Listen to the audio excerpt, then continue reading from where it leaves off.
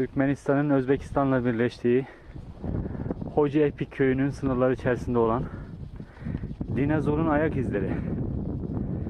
Gördüğünüz gibi burası sanki bir beton kütlesi gibi bir kaya parçası. Görmüş olduğunuz dinozorun bir ayağının bastığı yer yaklaşık 40 santimetre çapında ve diğer ayağını görüyorsunuz. İki ayak ara mesafesi yaklaşık 120 santim ve bu şekilde gördüğünüz gibi yukarıya doğru gidiyor. Bu büyük olan, yan taraflarda diğer kısımda göreceğiniz yerlerdekiler küçük ayakları.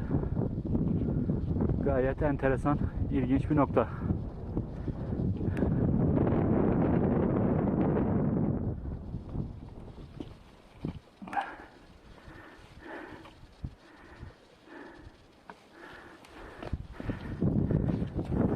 Yaklaşık şöyle görüyorsunuz.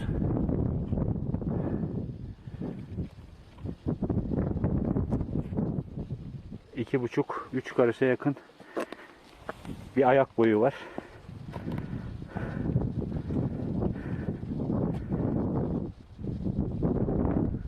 Parmağının olduğu yeri görüyorsunuz.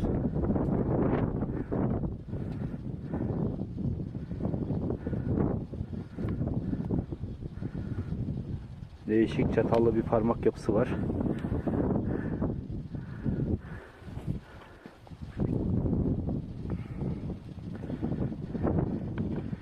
Burası bir kaya üstü. Bu kayayı eğer bu kadar yükle basabiliyorsa bu dinozorun ağırlığını düşünmek lazım. Bakın burada çok net olarak belli oluyor. Parmaklarının şekli dahi belli.